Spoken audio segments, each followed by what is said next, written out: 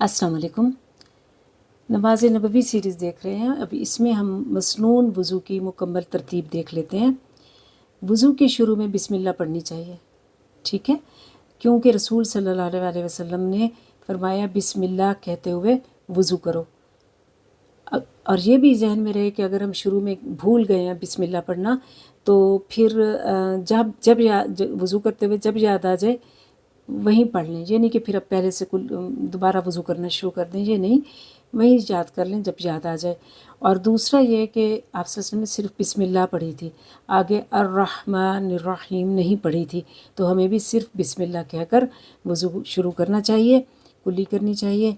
और आपने फरमाया जो शख्स वज़ू के शुरू में अल्लाह का नाम नहीं लेता उसका वज़ू नहीं, यानी ताकीदी हुक्म की दिया गया, ताकीद की गई है कि बिस्मिल्लाह से वज़ू का स्टार्ट करें। और फिर कैसे करें वज़ू, यानी सब कुछ राइट से स्टार्ट करें, क्योंकि आप जूता पहनने, कंघी करने, तहारत करने और तमाम कामों को दाएं हाथ से करना पसंद करते थे। तो इस तरह करें, जैसे पहले दाएं तरफ नाक में पानी डालें, फिर बाएं तरफ डालें, या इकट्ठे डालते हैं, या पहले दायां बाजू और हाथ धोएं फिर बायां धोएं, इस तरह करके। पैरों का भी ये ऐसे ही मसा करें। बहरहाल ये दाएं तरफ से करें, फिर दोनों हाथ पहुँचों तक धोएं, यानी जहाँ पे ये आप घड़ी वगैरह बांधते हैं ना, वहाँ तक तो हाथों को धोएं।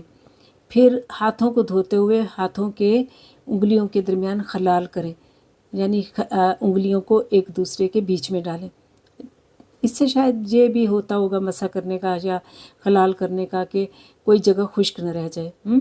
और बहरहाल खलाल करने को कहा गया तो खलाल करें। फिर एक चुल्लू लेकर आधे से कुल्ली करें और आधा नाक में डालें और नाक को बाएं हाथ से झाड़ दें। यह अमल 3 दफ़ा करें। एक चुल्लू के साथ भी किया जा सकता है, ज़्यादातर प्रेफरेंस यही दी गई है।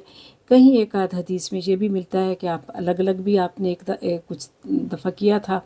तो बहरहाल जिनको प्रैक्टिस हो या जो कर सकें तो एक ही चुल्लू से अगर दोनों कर लें तो वो ज़्यादा बेहतर है। फिर 3 बार चेहरा धोएं, फिर एक चुल्लू लेकर थोड़ी के नीचे दाखिल करके दाढ़ी का खलाल करें, जैसे मर्द हज़रात को अपनी दाढ़ी का खलाल भी करना चाहिए। फिर सर का मसा करें, दोनों हाथ सर के अगले हिस्से से शुरू करके पीछे जो गुद्दी जहाँ पे चुटिया वगैरह होती है वहाँ तक ले जाएं, और फिर पीछे से उसको वापस आगे भी लाएं जहाँ से मसा शुरू किया था। हम आमतौर पे पीछे तो ले जाते हैं, आगे नहीं ले आते, या कई लोग कहते हैं तो बाल ख़राब हो जाएंगे, तो पीछे ले जाएं और फिर आगे जैसे टैप करते हैं, टैप कर करके आगे ले आएँ। बहरहाल या फिर दोबारा से बाल सेट कर लें, ठीक कर लें, लेकिन ये करना ज़रूरी है, ठीक है, ऐसे मसा करना है।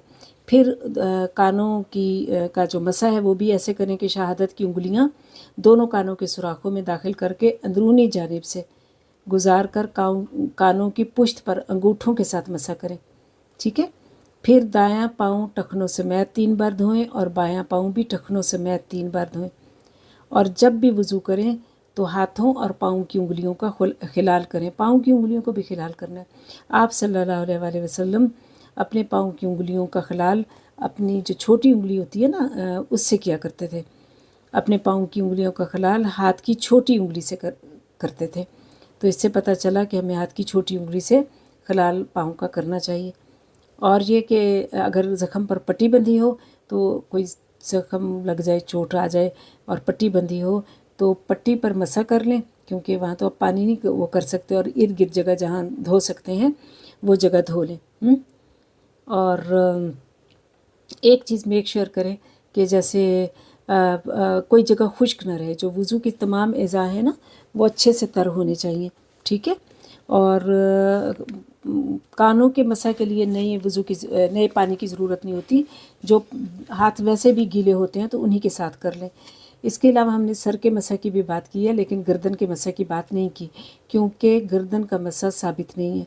हाफिज़ इब्न क़य्यम कहते हैं कि गर्दन के मसा के बारे में कतन कोई हदीस नहीं है। गर्दन के मसा की रिवायात बिल इत्तफ़ाक़ ज़ईफ़ हैं, इमाम नववी कहते हैं, ठीक है। तो इससे पता चला कि हमें गर्दन का तो नहीं लेकिन सर का मसा करना चाहिए। इसी तरह अगर एड़ियाँ हैं तो बाज़ औक़ात हम पैर धोते हैं और एड़ियाँ चूँकि पीछे होती हैं तो देख नहीं सकते, वो खुश्क रह जाती हैं, तो एड़ियों को भी अच्छे से तर करें, अच्छे से गीला करें। ख़ास तौर पे जो बच्चे होते हैं उनको बाज़ औक़ात जल्दी होती है, बाज़ औक़ात वो इतना सीरियसली ले रहे होते हैं इस चीज़ को, बच्चे जो होते हैं, तो उनको भी अच्छे से समझाएं कि वज़ू ऐसे करना है। तो अल्लाह ताला हमें अच्छे तरीके से मसनून तरीके से वज़ू करने की तौफ़ीक दे, क्योंकि वज़ू होगा मुकम्मल तो ही हमारी नमाज भी ठीक होगी।